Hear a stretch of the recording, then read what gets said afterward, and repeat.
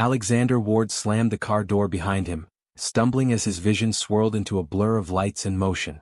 He tried to steady himself, gripping the edge of the hospital's glass entrance, but his fingers slipped. His chest burned like someone had lit a fire inside him. His breath hitched. People walked past, someone even bumped his shoulder, yet no one bothered to look at him. He took one more shaky step. The world tilted. His knees buckled. He crashed onto the polished hospital floor. Art. The sound echoed sharply, yet no one stopped. A couple glanced at him, then away. Someone muttered, "Probably drunk." Another scoffed, "These rich men think they own the place." Alexander tried to speak. Nothing came out. His fingers twitched helplessly as shoes walked around him, their owners too busy, too irritated, too indifferent. His chest constricted tighter. He couldn't breathe. His heart pounded, then skipped, then pounded again, out of rhythm. He felt cold spreading through his limbs, a cold that terrified him. He was dying. And no one cared. Until one pair of footsteps came rushing, light, fast, panicked steps. Then a warm hand touched his cheek. Hey, sir? Can you hear me? Look at me." Her voice was soft yet urgent. He forced his eyelids open. A woman's face hovered above him, brown eyes wide with concern, dark hair pulled into a messy bun, hospital badge swaying over scrubs. Her hands cupped his jaw, grounding him. "Stay with me," she whispered. He wanted to. God, he wanted to. Her fingers slid to his neck, checking his pulse. It must have been bad because her expression changed instantly. He felt her hand tightening around his wrist as she yelled, "I need a stretcher." "Now." "He's crashing." People finally turned. Not out of concern, out of curiosity. Phones lifted. Whispers rose. Still, only she knelt beside him, only she held him like he mattered. When orderlies finally brought a stretcher, she guided them, lifting his limp body with surprising strength. As they wheeled him away, she kept her hand on his arm, leaning close. "You're going to be okay. I've got you. Don't close your eyes yet." He tried. But the world faded. When Alexander woke, everything smelled like antiseptic. The ceiling was too bright. His chest felt bandaged. His throat was dry. A soft beeping tracked his heartbeat. Slowly, painfully, he turned his head. She was there. The same nurse sat beside his bed, scribbling into a chart. Her posture was tired, like someone who lived inside exhaustion, but she managed a small smile when she noticed he was awake. "You scared me," she said softly. "Welcome back." His voice cracked when he tried to speak. "You helped me." "Yes. And I'd do it again." She poured water into a small cup and lifted it to his lips. "Slow, okay?" He sipped, the coolness easing the burn in his throat. He studied her face, memorizing it. No one ever looked at him the way she did, like he was human. "What happened?" he asked. "You collapsed. Arrhythmia and severe exhaustion. Honestly, you're lucky you didn't flatline." She paused. Lucky someone noticed. He felt shame ripple through him. No one was going to help me. Her eyes softened. "I know." She didn't say it with pity. She said it with a strange, painful understanding, as if she knew what it felt like to be unseen. "I'm Ella," she added. "Ella Reyes." "Alexander Ward," he said. She blinked. Wait, the Alexander Ward? He braced himself for the usual reaction. Fear, awe, fake admiration. But she just nodded. "Okay. I'm still calling you Mr. Ward until you're stable." He almost laughed. "You're not impressed? I'm a nurse. I see blood, bone, and heart rates, not bank accounts." Her calm, flat tone stunned him. People changed their entire behavior when they learned his name. She didn't. Her pager buzzed. She sighed, stood, and adjusted his foreline. "I'll be back in 15 minutes for your vitals. If you feel pain or discomfort, press that button. If you feel dizzy or scared, press it twice." He frowned. "Scared? Everyone gets scared. Even billionaires." She smiled faintly. "Don't pretend you're made of stone." He watched her leave, footsteps light, scrubs swaying. The room felt colder without her. Later that afternoon, she returned with a tablet for monitoring. He noticed shadows under her eyes, the way she stretched her back like she'd been on her feet for hours. "You work too hard," he murmured. She snorted. "Takes one to know one." He actually smiled. That surprised her, and him. A moment later, his personal assistant barged into the room, breathless. Sir, what happened?" "The board is in chaos, your meeting?" Alexander raised a hand. "Not now, George." "But." "Not now." Ella looked between them, then gently adjusted the covers on Alexander's chest. Your patient is recovering. You can talk business when he's not attached to a heart monitor. George looked offended. Do you know who? Alexander cut in sharply. She saved my life. Watch your tone. Ella tried to hide her surprise. George swallowed hard. Yes, sir. Alexander turned his head slightly toward her. Thank you. For what? She asked. For talking to me like I'm not a commodity. She didn't respond immediately. Her eyes softened. Everyone deserves to be spoken to with respect. He held her gaze, something in his chest warming. Something unfamiliar. Connection. That night, as the hospital quieted, he couldn't sleep. His mind replayed everything. The way people ignored him as he collapsed, the way she ran to him without hesitation, the warmth of her hand. He whispered into the dim room, "Why did you help me when no one else did?" She wasn't there to answer. But the question stayed. By morning he waited for her. When she entered, he felt something he never felt before. Relief. "You're early," she said. "I didn't sleep." "That's normal after trauma." "Trauma?" he repeated. She nodded. "Being ignored while you're fighting for your life leaves a mark." He swallowed. "Yes, it does." She set a tray of medication down, biting her lip as if unsure whether to say more. Then she sighed. "I saw you lying there and, I don't know, you looked scared. And tired. And lonely." He looked away. "I was." She sat on the edge of his bed, careful, professional, but close enough that he felt the warmth radiating from her. "You're safe now," she whispered. He met her eyes again. "Would you stay a minute?" She hesitated, then nodded. A minute. That minute stretched into 10. He didn't want her to leave, and he had no idea just how deeply he would need her in the days to come. The following day, Alexander found every excuse to linger in the hospital. He told himself it was about his recovery, though every fiber of him wanted to see Ella. He watched as she moved down the hallways with quiet authority, greeting patients and coworkers alike, a smile that never reached the exhaustion etched into her features. He lingered at the nurse's station, pretending to fill out forms, pretending to check vitals. In truth, he was mesmerized. She moved with a balance of grace and determination that made him feel almost human, something he hadn't felt in years. Something he didn't think he could feel again. "Mr. Ward," she called, noticing him hovering, "your doctor wants to see you." "I'll pass," he said, trying to sound casual, though his chest still tightened at the sound of her voice. She raised an eyebrow, lips curving. "Recovery isn't optional." "Maybe some things in life are," he muttered, but she wasn't buying it. She pushed a chair toward him. "Sit. Your body needs it. And I need to make sure you're alive enough to complain." Her teasing tone made him laugh, a low, hollow laugh that surprised both of them. The sound startled him. He hadn't realized how starved he was for normal human contact. The room seemed lighter with her presence. The beeping of the monitors, the fluorescent light, the smell of antiseptic, they all faded as she crouched beside him to adjust his fore. Her fingers brushed his arm. It should have been a minor touch. But his chest jumped. His heart, already fragile, thumped wildly. I don't usually get help like this," he admitted quietly. Her eyes softened. "Maybe you've been looking in the wrong places." He wanted to ask what that meant, but the words lodged in his throat. Instead, he watched her walk away, flowing effortlessly down the hall. He felt a tug in his chest that he didn't understand. He wanted her attention. He wanted her to see him as more than the man everyone else ignored, or feared. Over the next few days, Alexander returned often.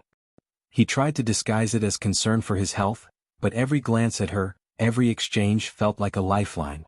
He watched her juggle multiple patients, handle crying children and exhausted elderly relatives with equal patience, and he realized how rare someone like her was. Someone who cared without expecting anything in return. Someone who saw people, not status, not wealth.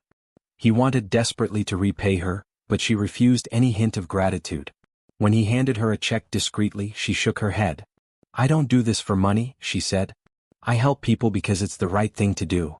That stung more than it should have. He wasn't used to being refused, wasn't used to feeling powerless. But somehow, it made her even more captivating.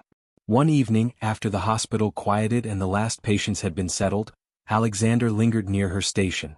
She was checking supplies, her hair loose around her shoulders, a pencil tucked behind her ear. Her uniform was rumpled from a long day, her eyes tired but still attentive. He swallowed, words catching in his throat. Finally, he forced himself to speak. "Ella," he said softly, "do you ever feel like no one sees you?" She looked up, a small frown forming.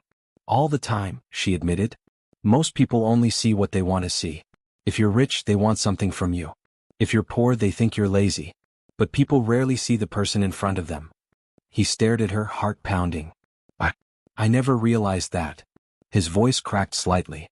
People look at me and they see money, influence, power. Not me. She gave him a faint, understanding smile. It's lonely being invisible, isn't it? He nodded, words failing him. For the first time he felt the weight of his fortune, not as an advantage but as a cage. He had wealth, power, and influence, but what did it matter if no one ever saw him for who he really was? If no one cared about the man inside? I'm not invisible to you, she said quietly. He wanted to reach for her, to tell her she didn't know what that meant to him, but fear froze him. Fear that she would reject him if she knew the truth, that he had never felt a connection like this before, that he longed for someone to see past the walls he'd built. Someone to care for him without conditions, without judgment. And then she left the station, leaving him alone with his racing thoughts. The following week brought chaos he hadn't anticipated. Rumors began circulating. Alexander Ward, the billionaire who collapsed in the hospital, was seen frequently near the nurses' station. Whispers spread through the hospital corridors. Patients noticed. Coworkers noticed. And suddenly, Ella's world became more complicated. One day, a senior nurse approached her, voice tight. Ella, your visits with Mr. Ward, they're causing issues. Hospital administration says you're overstepping boundaries. She stiffened. I'm just doing my job. I care for my patient. Is that a problem? Yes, well, the nurse hesitated. It's attracting attention. They're concerned about propriety. Ella's chest tightened. She glanced at Alexander, who had been quietly observing the exchange. His expression hardened. He didn't like anyone speaking to her like that. Propriety? He said, voice low and dangerous. She's a nurse doing her job. That's the only thing she's overstepping. The nurse blinked, startled. Sir. He didn't answer. Instead he looked at Ella. Don't let them scare you. You've saved my life. Do they think they can threaten someone like you because they can? No, she whispered, unsure if she was more afraid of losing her job or of what she felt for him. Alexander made a decision then. He would not allow anyone to diminish her, not even a hospital administration used to bowing before wealth. And for the first time in years he felt a surge of something he hadn't felt since he was a boy, purpose beyond power. He needed to protect her, to fight for her, to ensure that her compassion and courage weren't punished. Over the next days he quietly investigated the rumors, confronted the hospital board privately, and arranged for resources and equipment to be donated under her name. He wanted to ensure she could continue her work without fear. He wanted to honor her, not with money but with recognition she truly deserved. And slowly, cautiously, he began to reveal his true self to her, not the billionaire everyone feared, but the man who had been saved, the man who needed her in ways he hadn't expected. Ella noticed the changes in him. He was softer, less guarded.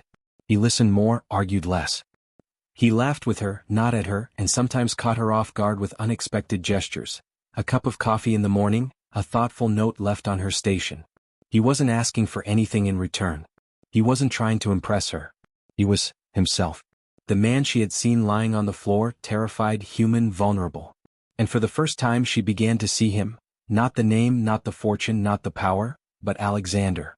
The person he was beneath all of it. Someone capable of growth, of gratitude, of connection. Someone worth caring for. Rumors escalated faster than Alexander anticipated. By the end of the week, the hospital corridors buzzed with whispers about the billionaire and the nurse. Patients speculated. Staff gossiped. Even doctors were murmuring behind closed doors. And Ella, who had always carried herself with quiet dignity, began to feel the weight of attention she never asked for. Ella, Alexander said one afternoon, appearing at her station with a calm she had never expected, don't listen to them. You're doing your job and you're doing it brilliantly. She shook her head, exasperated. It's not that simple. The administration, they're considering a formal reprimand. They think I've overstepped boundaries. Alexander's jaw tightened. Overstepped boundaries? You saved my life. They're punishing you for being human. She looked away, her hands tightening on a clipboard. I don't want this to be about me. I don't want it to make your life complicated. He stepped closer. Ella, nothing you do could complicate my life. Everything you do, everything you are, is more important than their rules. Her gaze met his and for a moment the world shrank. No beeping monitors, no fluorescent lights, no gossiping colleagues, just the two of them. And for the first time she felt safe not just physically but emotionally. The next morning the administration called her in. Alexander followed, silent, resolute. The senior director spoke in measured tones, attempting to intimidate her. "Ms. Reyes, the board is concerned about your conduct. Frequent interactions with Mr. Ward, inappropriate." Alexander interjected, voice firm. "Inappropriate? She saved my life. She's a nurse. If anything, she deserves commendation, not censure." The board members blinked, startled by his intensity. "Mr. Ward, this is enough," he said. "You either recognize her dedication or you risk losing my support, my donations, and the goodwill I've contributed to this hospital. That's the truth." Ella's eyes widened. She hadn't expected him to defend her so openly. But something inside her shifted, a sense of security, of acknowledgement that she had never felt before. After the meeting, they walked through the quiet hospital corridors together. "You didn't have to do that," she said softly. "I did," he replied. "You matter more than their opinions. And more than anyone's judgment." A silence stretched between them, heavy with unspoken emotions. Finally she asked, voice trembling, "Why me? Out of all the people here, why did you notice me?" He stopped, looking into her brown eyes. "Because you saw me when no one else did. You treated me like I was human. You didn't care about my money, my status, or my reputation. You just cared. And I've never been cared for like that before." Tears welled in her eyes. I was just doing my job." He shook his head. "No. You were doing more than your job. You were saving someone's life, not just physically but emotionally. You saved me, Ella." Days passed and their connection deepened. Alexander's visits were no longer about health checkups. They shared quiet conversations, laughter over small, mundane things, and moments of vulnerability that neither had expected. Patients and staff continued to gossip, but they paid no attention. Nothing mattered but the fragile thread growing between them. One evening, after a particularly long day, Alexander found her sitting in the break room, exhaustion written across her face. He approached slowly, careful not to startle her. "Ella," he said softly, "you've given so much of yourself to others, but when do you take care of yourself?" She sighed, closing her eyes. "I do what I can." He knelt beside her chair, hands on the table, looking earnestly at her. "Let me help. Let me be here for you like you've been here for me." She shook her head, hesitant, fear mingling with longing. "I can't. I don't want to be another person you have to manage, another problem in your life." "You're not a problem," he said, voice steady, full of conviction. "You're the reason I realized life is more than work, more than wealth. You're why I want to feel, to live." Her chest tightened. Words failed her. But in the way he looked at her, vulnerable, honest, stripped of pretense, she understood. She had been invisible for so long, and now, here was someone seeing her completely, valuing her simply for being herself. Finally she whispered, I don't know what to say." "Then don't say anything," he said. "Just let me be here." And so, in that quiet hospital room, surrounded by the soft hum of monitors and the scent of antiseptic, a fragile, beautiful bond formed. Alexander, the billionaire no one cared about, found himself longing not for power, not for wealth, but for the simple, profound human connection he had never known. And Ella, the nurse who had always given without expecting, realized that sometimes the heart could be saved too. Weeks later, the hospital had settled back into routine. Gossip faded.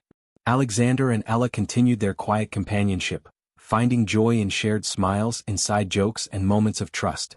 One evening, as the sun dipped behind the city skyline, Alexander walked her to the entrance. "Thank you," he said softly, looking into her eyes. "For everything. For noticing me. For caring." Ella smiled, warmth radiating from her tired face. "You don't have to thank me, Alexander. You did the work yourself. You just let me see you." He hesitated, then took a careful step closer. "Would you allow me to take you to dinner? Just once?" Her eyes widened in surprise. Then she laughed softly, a sound that lit up the space between them. "Only if I get to pick the restaurant," she said. He grinned, a real, unguarded grin, and extended his hand. "It's a date."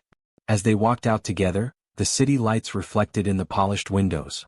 The world, once cold and indifferent, suddenly seemed brighter, warmer. Alexander felt something shift deep within him. Hope. Well, connection. He had been invisible to the world, ignored by everyone, but here, now he was seen. Truly seen. and that, he realized, was worth more than all the wealth in the world. A family. If you enjoyed this emotional billionaire love story, don't forget to like the video. It really helps the channel grow. Make sure you subscribe so you never miss another heart-melting story just like this one. Trust me, the next one is even better. And tell me in the comments where you're watching from.